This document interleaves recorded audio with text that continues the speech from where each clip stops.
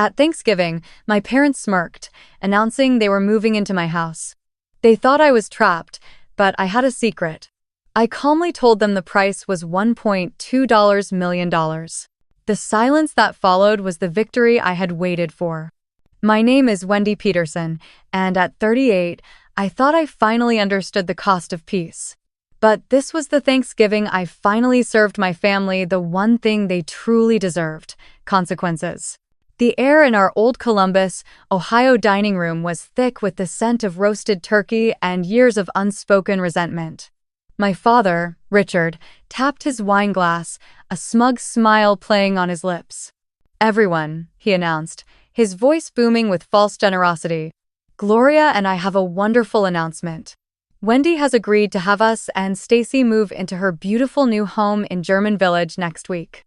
It's time our successful daughter finally took care of us." The room fell silent. Every eye was on me. I calmly placed my fork down, letting the weight of their expectations settle. "That's a lovely thought, Dad," I said, my voice even. "There's just one tiny detail. I sold the trust that owned the house yesterday.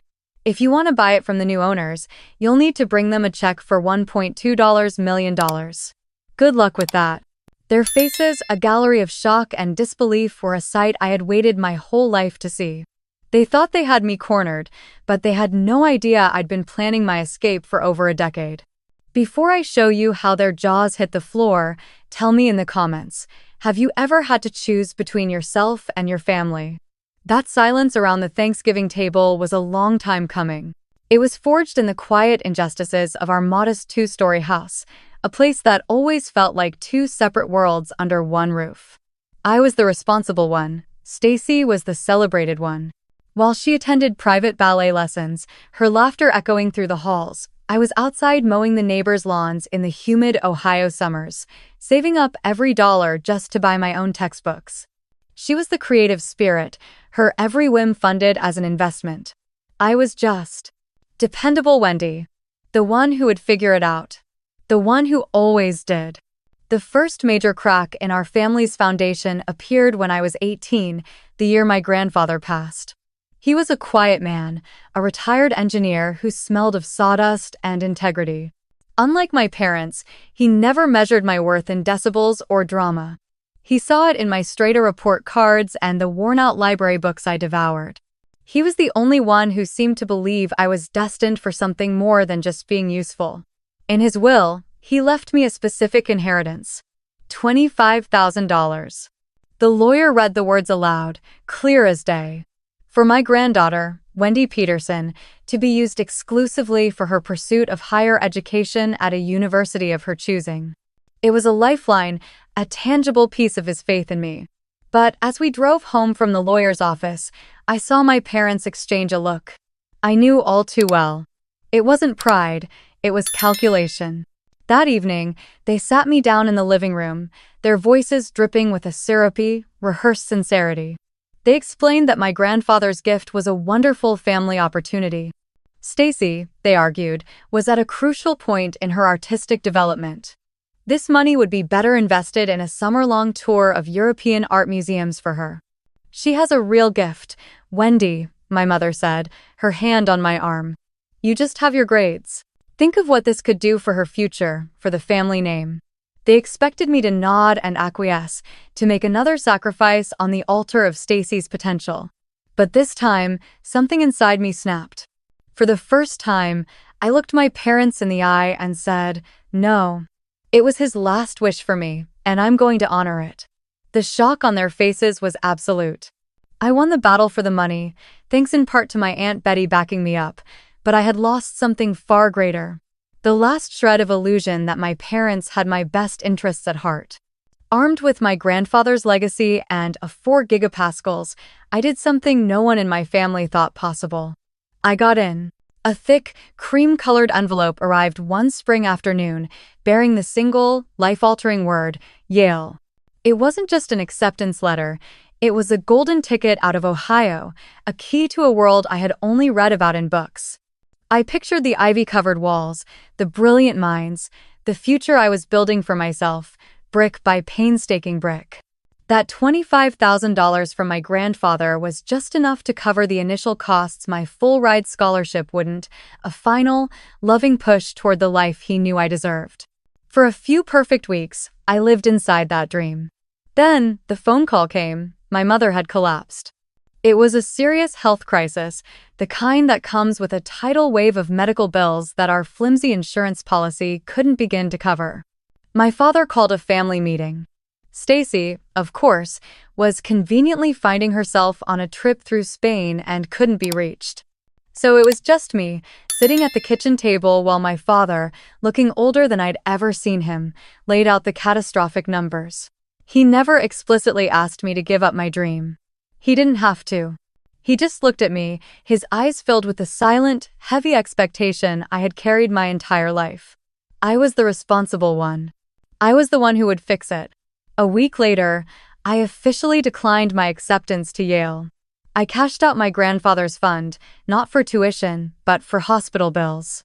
I took a second job waiting tables, the smell of grease clinging to my clothes as I served customers, my dreams of an Ivy League education replaced by the crushing weight of their debt. My parents thanked me once, their relief so profound it left no room for guilt. And just like that, my golden ticket had turned to ash. For a year, I was adrift in a sea of exhaustion and resentment.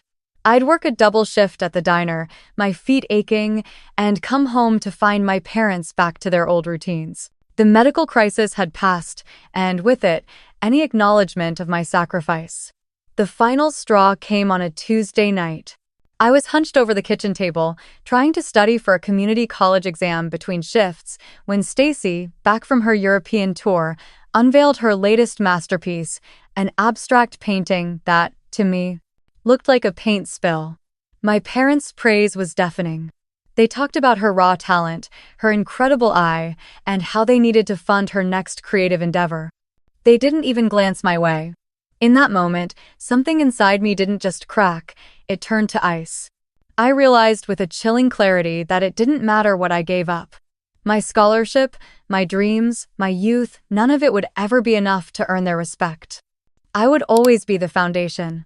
The sturdy, unglamorous support beam holding up the gallery walls where Stacy's art was displayed. That night, the endless, desperate hope for their approval finally died. I stopped trying to earn a seat at their table and decided to build my own kingdom.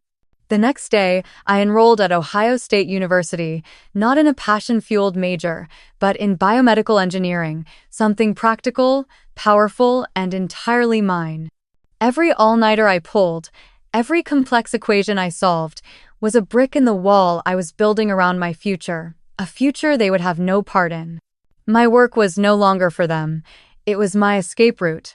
And I have to wonder, have you ever had a moment like that? A quiet, final click when you knew you had to start living for yourself. From that day forward, every decision I made was a silent declaration of independence. College wasn't a party, it was a boot camp for my new life. While Stacy filled her social media with photos of brunch and shopping sprees, my world was the engineering lab, the library stacks, and the quiet hum of a server room at 2 a.m. It was there, during a late-night study session, that I met Robert Miller, or Bob. He wasn't flashy or charming in the way my family valued. He was quiet, intense, and brilliant. He understood the language of ambition and sacrifice because he spoke it himself, working his way through school with a grit that matched my own. We started as study partners, but he quickly became my anchor, the one person who saw the fire in me, not just the fuel. It was Bob I was with when the idea for Guardian Heart was born. We were lamenting the chaos of the healthcare system, inspired by the terror and helplessness I'd felt during my mother's illness. What if, we theorized, we could use technology to bridge that gap? To create a simple, elegant device that allowed families to monitor the vital signs of their aging parents remotely, giving them peace of mind without intrusion? That idea became our obsession. After graduation, we poured every penny we had and every waking hour we could find into it. Our first office was a cramped, sweltering room above a pizza parlor, the air thick with the smell of garlic and burnt code. For 5 years, that was our life. A relentless cycle of pitching to investors, writing algorithms, and celebrating tiny victories with cheap beer. Then, it happened. A major healthcare network signed a contract. Suddenly, our scrappy startup was a multi-million-dollar company. At 35, I walked into a realtor's office and bought a fully restored 19th-century brick house in the heart of German Village. It wasn't just a house, it was a fortress of my own making. Every polished hardwood floor, every beam of light through the original stained glass windows was a testament to the life I had built, not for them, but for me. For a while, there was peace. My life was my own, filled with my work, my home, and my relationship with Bob, which was built on the solid ground of mutual respect. I naively thought my success would be a bridge, that my family would finally see what I had built and understand who I had become. So when they called, asking for a tour of my new house, a foolish, flickering part of me hoped this was at the moment of recognition I had subconsciously craved for years. I spent a week preparing, making everything perfect, wanting them to see the life I had so painstakingly created. They arrived on a Sunday afternoon, their car pulling up to the curb of my quiet, tree-lined street in German Village. As I led them through the door, their compliments felt hollow, their eyes scanning not with admiration, but with appraisal. They didn't see the century-old woodwork I had lovingly restored, they saw property value. My mother commented on how the formal dining room was perfect for hosting her charity committee. My father walked through the rooms, nodding slowly, calculating. A great asset, he muttered, for the entire family's future. The final blow came from Stacy. She twirled in the center of the sun-drenched front parlor, a room I had designed as my quiet reading space. "Oh, Wendy," she sighed dramatically. "This room has the most divine light. It would make a perfect art studio for me. We could just move your little bookshelf out." It was then that the cold dread washed over me. They weren't visiting my home, they were scouting a territory. They didn't see me, the architect of this life. They saw a resource, a new, inexhaustible well from which they could draw. They saw my sanctuary and had already begun mentally redecorating it for themselves. The piece I had built felt fragile, like a stained glass window with a rock poised to fly through it. My unease festered for weeks, a low-grade fever of anxiety that I couldn't shake. The proof of their intentions didn't come as a dramatic confrontation, but in a quiet, chilling phone call. It was from my Aunt Betty, my father's younger sister, and the family's silent historian, the only one who ever saw the full picture. Her voice was low, urgent. "Wendy, I'm not calling to chat," she started. "I'm calling to warn you. I was over at your parents' for dinner last night. Richard was talking to a realtor. They're planning to sell the house, Wendy. The house you grew up in." I held my breath, the receiver cold against my ear. "Their plan," she continued, her voice laced with disbelief, "is to give most of the money from the sale to Stacy to fund her so-called lifestyle brand. And then, they're just going to move in with you. They said you owed them a comfortable retirement." The words confirmed my darkest fears.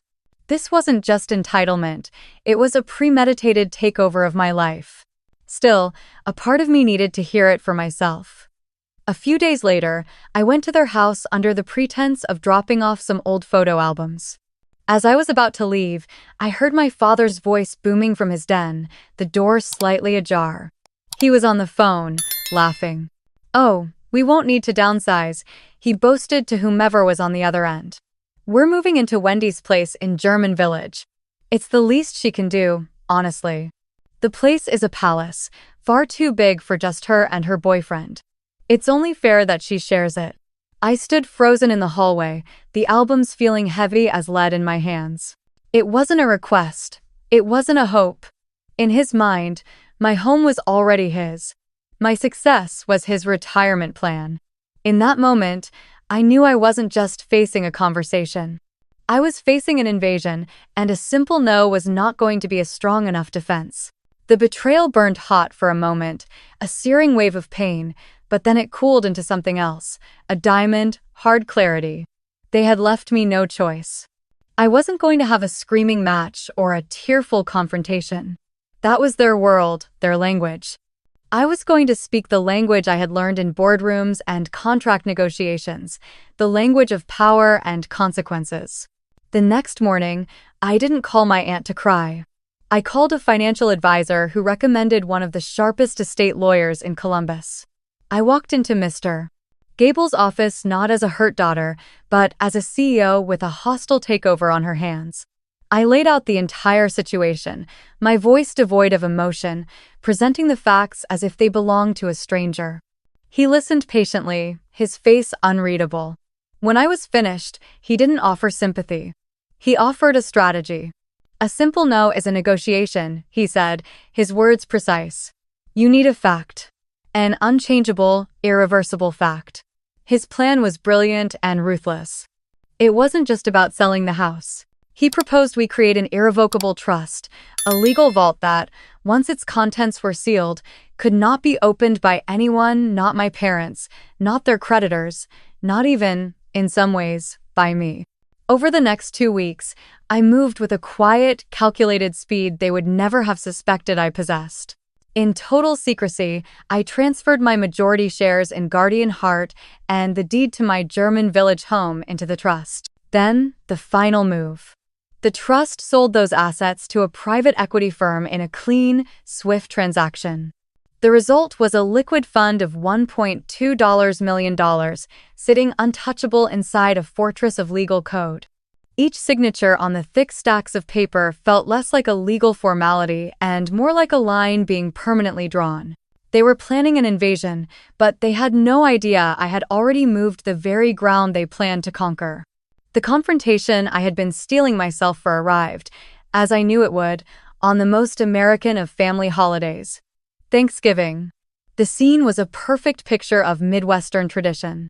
The air in my parents' house was heavy with the rich scent of turkey and sage stuffing, the table groaning under the weight of classic dishes. My extended family filled the room with loud, cheerful chatter, oblivious to the drama simmering just beneath the surface. For the first time in my life, sitting at that familiar dining table felt different.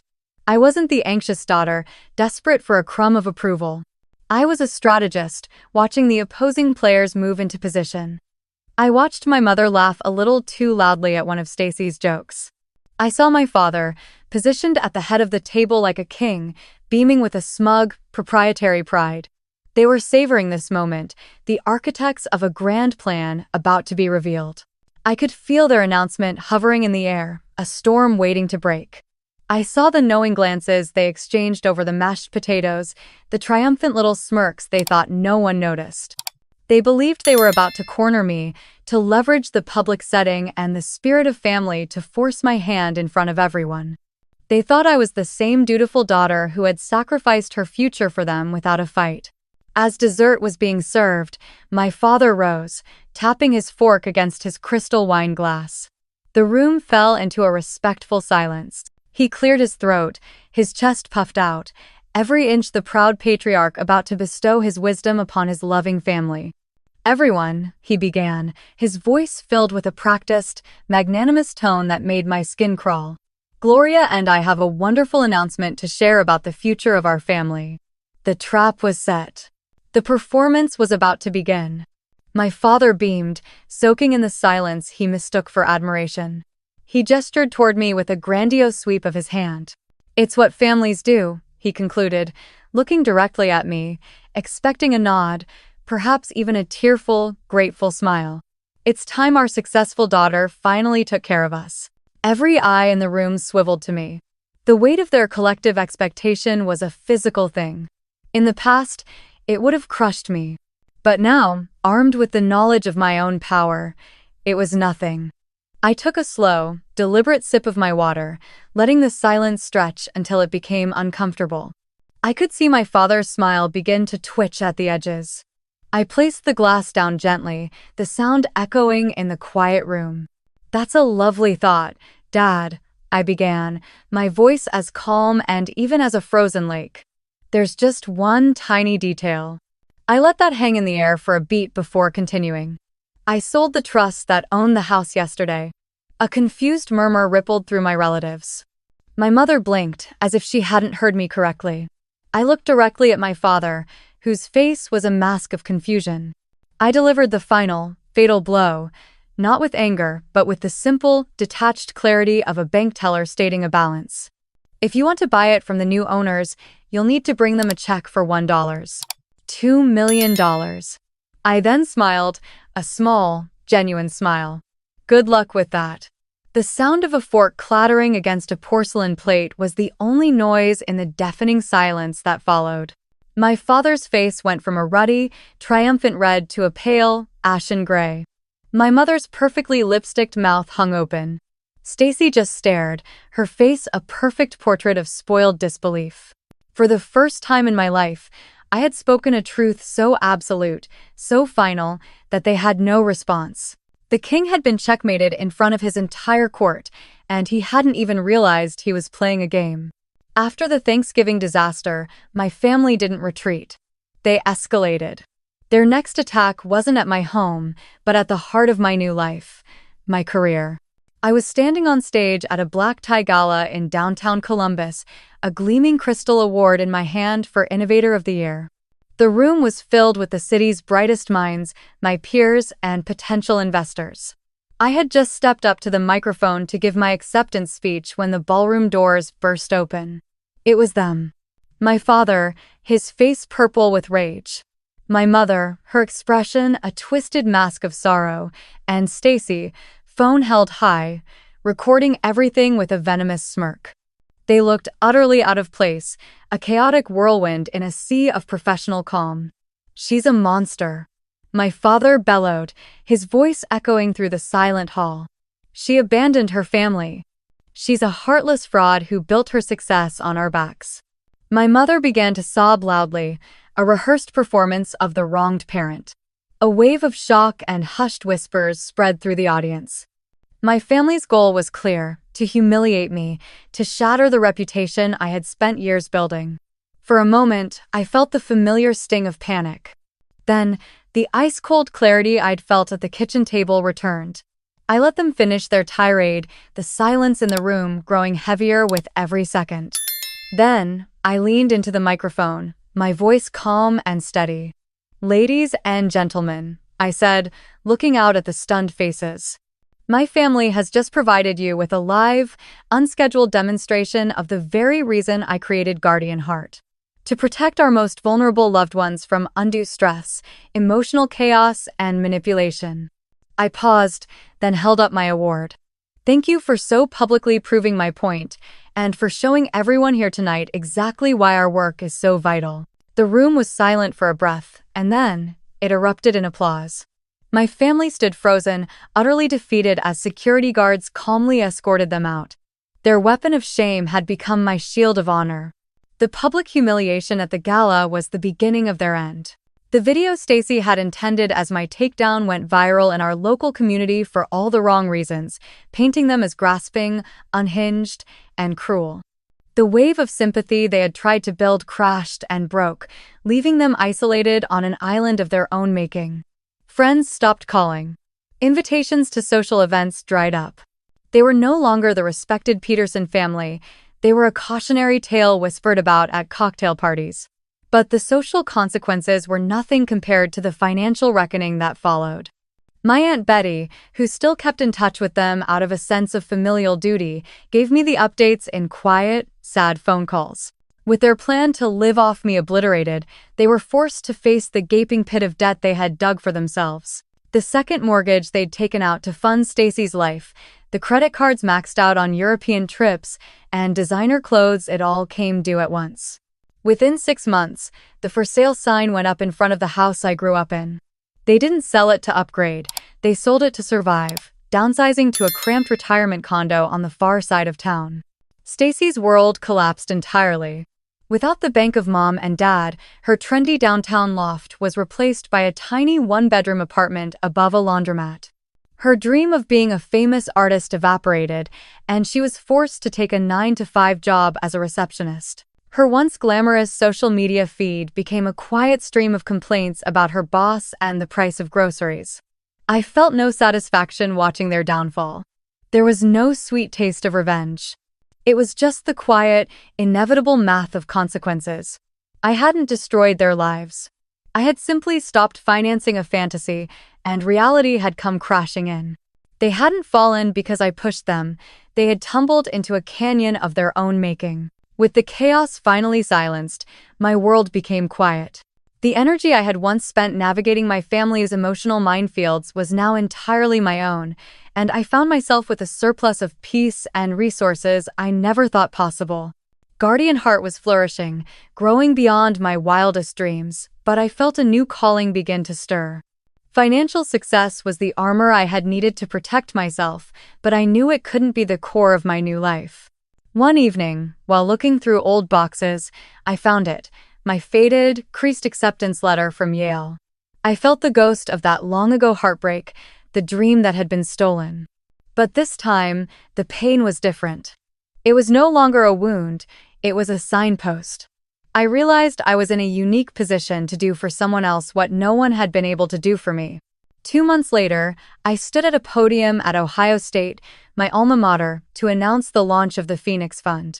With an initial endowment of $500,000 from my personal finances, the fund was designed to provide full scholarships to students who had been forced to drop out or delay their education because of a family crisis. It was my way of reaching back in time and saving the girl who had to give up her Ivy League dream. Meeting the first recipient, a brilliant young woman who'd been nursing her father back to health for 2 years, was more fulfilling than any business deal I had ever closed. I saw the same fire in her eyes that had once been in mine. I hadn't just built a company. I was now building futures, turning the deepest scar of my past into a beacon for others. It's amazing how our deepest wounds can become the source of our greatest strengths. Have you ever been able to turn a painful memory into something positive for yourself or someone else? The final piece of my new life fell into place, not with a bang, but with a quiet vow. Bob and I got married on a crisp autumn afternoon in the backyard of our home in German Village. There were no caterers, no grand floral arrangements, no pressure to impress distant relatives. Our guest list had only 20 names, the small circle of people who had stood by us. My Aunt Betty, her eyes shining with tears, sat in the front row. Bob's parents, who had welcomed me like a daughter from the very beginning, were there. The rest were close friends who had seen me through the darkest times and now shared in my brightest. It was a family of our own making, built not on obligation, but on genuine, unconditional love and respect. Standing there, holding his hands, I realized this was the richest I had ever been. Our life together is quiet in a way I never knew was possible. It's in the easy silence of a Saturday morning with the smell of coffee brewing. It's in the way he'll listen for hours as I talk through a new idea for the company, his belief in me as unwavering as it was in that cramped office above the pizza shop. He never tried to fix me or my past, he simply stood beside me, a steady presence, as I learned to heal myself. He is my partner in the truest sense of the word. We didn't just build a company, we built a life, a sanctuary fortified by trust and shared laughter. My old family taught me what love wasn't. It wasn't a transaction, it wasn't a debt, and it wasn't a cage. My new family, the one I chose and that chose me back, taught me what love is, a safe harbor, a quiet strength, and the freedom to finally, completely be yourself. Looking back, I don't see a villain or a victim. I see a family trapped in a toxic pattern, and I see the young woman who finally found the courage to break it. For so long, I was chained by a powerful, crippling idea that so many of us are taught, that family is everything, and that your own needs must always come second. We're told that loyalty is unconditional and that forgiveness is a duty, no matter the cost. But I learned that sometimes, that noble idea can be twisted into a weapon. It can be used to justify selfishness, to enable dysfunction, and to demand sacrifices that bleed you dry, one drop at a time. I learned that true family doesn't demand your future as payment for the past. It invests in your happiness and celebrates your success as if it were its own. The hardest and most important lesson of my life is this. Setting a boundary is not an act of aggression, it's an act of profound self-respect. It's not about punishing others, it's about protecting yourself. Think of it like this, you're not building a wall to keep love out. You're building a fence to keep destruction out, so that the garden you're trying to cultivate within yourself finally has a chance to grow in the sunlight. I had to accept that the family I was trying so hard to please simply didn't exist. I was pouring water into a bucket full of holes, exhausting myself in the process. Walking away wasn't about ending a relationship. It was about ending a cycle of pain, and in doing so, I finally gave myself the one thing they never would: a chance to be truly, unconditionally, at peace.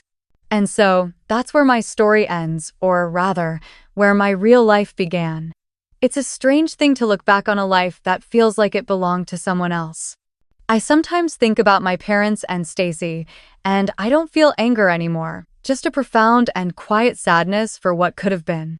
Justice, I've learned, isn't always a clap of thunder or a dramatic courtroom scene. Sometimes, it's just the slow, inevitable tide of consequences. They built their lives on the unsteady ground of taking from others, and eventually, that ground simply gave way beneath them. My life, built on the foundation of creating something real, only grew stronger. It wasn't karma or revenge, it was simply cause and effect, a natural balancing of the scales. My experience redefined the very word family for me.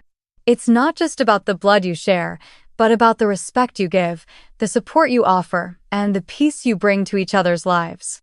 My true family is smaller now, but infinitely more real. And what about forgiveness? That was the last, most difficult piece of the puzzle. For years, I thought forgiveness meant telling them that what they did was okay, and that was a price I wasn't willing to pay. But I came to understand that true forgiveness isn't for the other person, it's for you. It's not about absolving them.